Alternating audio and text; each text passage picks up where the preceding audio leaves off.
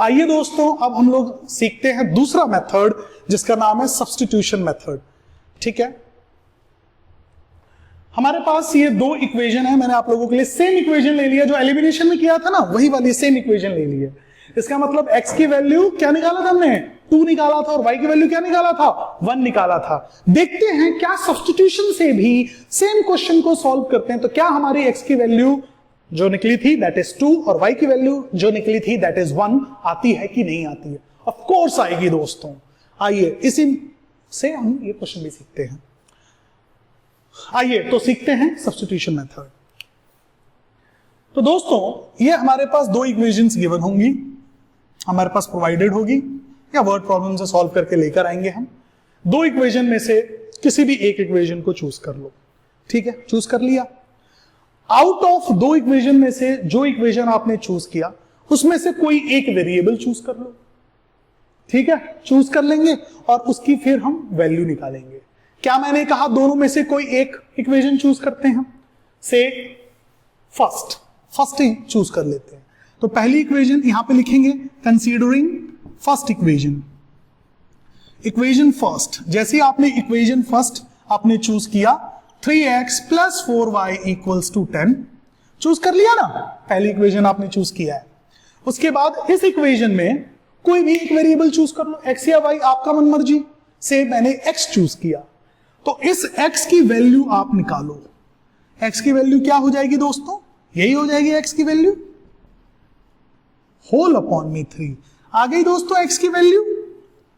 दोस्तों ये जो x की वैल्यू है y के फॉर्म में आई है, परफेक्ट वैल्यू नहीं आई है, मतलब अलजेब्रा से फ्री नहीं आया, अलजेब्रा के साथ आया है। इसी अब सोचिएगा इसका नाम सब्स्टिट्यूशन क्यों पड़ा। सब्स्टिट्यूट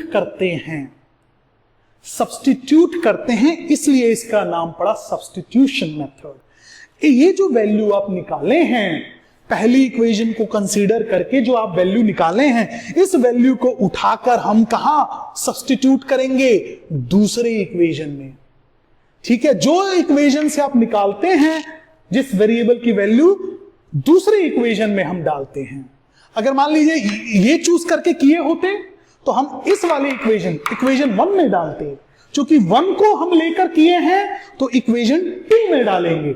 बस इतनी सी बात याद रखने वाली होती है, यह आपको ध्यान में रहेगा। सब्स्टिट्यूशन आपको आ गया। देखिए उठा के करते हैं तो आ गया ना। तो यहां पे हम लिखेंगे, यहां से करते हैं, ध्यान दीजिए दोस्तों। पुटिंग क्या लिख रहे हैं, putting x value in equation 2। तो आइए डालते हैं। इक्वेशन 2 क्या था, 2x - 2y = 2। x की वैल्यू क्या निकाले हो, ये पूरी वैल्यू x की है, ये पूरी वैल्यू x की है, इसमें उठा के डालते हैं तो कैसे दिखेगा ये 2 × 10 - 4y होल अपॉन में 3 - 2y = 2। कर दिया ना सब्स्टिट्यूट। अब देखिए सॉल्व करते हैं तो क्या हो जाएगा दोस्तों। कई तरीके हैं, 3 को बाहर भी ले सकते हो या 2 को इससे भी मल्टीप्लाई कर सकते हो, जो मन में आया वैसे कर लो। अभी फिलहाल के लिए इसको इंटू कर देते हैं। इसका मतलब होता है 2/1, डिनोमिनेटर को डिनोमिनेटर के साथ, न्यूमरेटर को न्यूमरेटर के साथ। ये पूरा न्यूमरेटर होगा दोस्तों, सिर्फ 10 से करके मत चलते वरना ये पूरा होल है। तो क्या हो जाएगा, शक्ल कैसी दिखेगी इसकी, 20 - 8y अपॉन में 1 3 जा 3 - 2y = 2। दोस्तों ये क्या बन गया, लीनियर इक्वेशन इन 1 वेरिएबल। अब ये क्लास 7th का या 8th का क्वेश्चन बन गया। लीनियर इक्वेशन इन 1 वेरिएबल तो बहुत सिंपल होता है सॉल्व करना। क्या फीलिंग आ रही है, एलसीएम लेने की। तो लीजिए इसमें एलसीएम क्या आएगा, 3 आएगा। उंगली रखिए, ठीक है, किससे मल्टीप्लाई करें 3 को कि 3 आ जाए, 1 से, ऊपर भी 1 से मल्टीप्लाई कर दीजिए, 20 - 8y। अब फिर से उंगली रखिए, किससे मल्टीप्लाई करें 1 को कि 3 आ जाए, 3 से, 3 को ऊपर से भी मल्टीप्लाई कर दीजिए, 3 × -2y = 2। आई होप आपको एलसीएम तो लेना आता होगा, नहीं आता है तो आपने सीख भी लिया। 2 in 1 सर्विस हो गई आपकी। अब आगे देखिए, ये तो एज इट इज हो जाएगा 20 माइनस 8y, और ये क्या हो जाएगा 2 3 जा 6, नेगेटिव 6y होल अपॉन में 3 इक्वल्स टू 2। फीलिंग आ रही है इसको यहां भेजने की, भेज दीजिए। क्या हो जाएगा ये 20 minus 8y minus 6y equals to 6। ये देखिए ये आपस में सॉल्व हो जाएगा, 8 2 10 4 14, नेगेटिव 14y इक्वल्स टू, ये उधर चला जाएगा तो क्या हो जाएगा 6 माइनस 20 हो जाएगा ना दोस्तों। तो इसका सोल्यूशन क्या आएगा, यहां पे देखिएगा, यहां पे देखिएगा क्या था ये नेगेटिव 14y इक्वल्स टू कितना आया था इसका आंसर नेगेटिव 14। ये दोनों माइनस हो जाएगा, बड़ा साइन माइनस का है तो आ गया माइनस, माइनस से माइनस कट गया, y की वैल्यू क्या आ जाएगी 14/14, कट के y की वैल्यू 1 आ गई।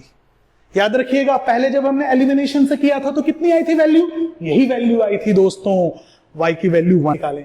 x की वैल्यू निकालने के लिए दोस्तों आप इस y की वैल्यू जो कि 1 आई है कहीं भी उठा के डाल दो, आपके पास x की वैल्यू आ जाएगी। किसमें डालें, 1 में भी आप डाल सकते हो, 2 में भी आप डाल सकते हो, लेकिन एक छोटा सा दिमाग लगाइए आप देखिए, आप इसमें डालकर थोड़ा सा कैलकुलेशन करोगे तब जाके आपके पास x की वैल्यू आएगी।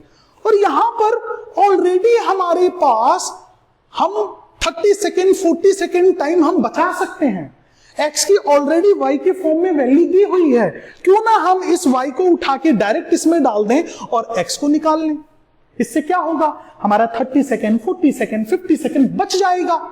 हालांकि आपको इच्छा नहीं कर रही, आप मत डालो इसमें, कहीं भी डाल दो आपके पास आ जाएगा, बशर्ते 1 मिनट भी आपका वेस्ट हो सकता है। तो if you want to save the time just put it there only, तो यहां पे उठा के आप डाल दीजिए।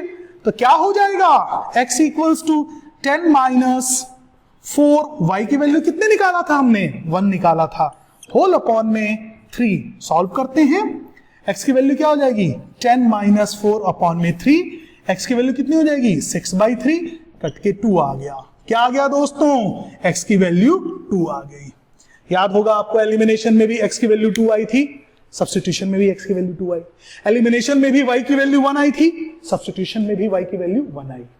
ठीक है, तो ये तो तय हुआ कि सब्स्टिट्यूशन हो या एलिमिनेशन हो आपके सेम आंसर्स आते हैं, ऑब्वियसली सेम ही आएंगे।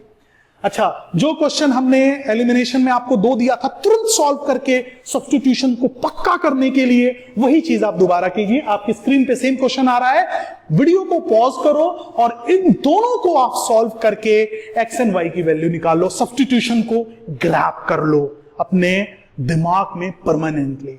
ठीक है, नाउ डू दिस क्वेश्चन।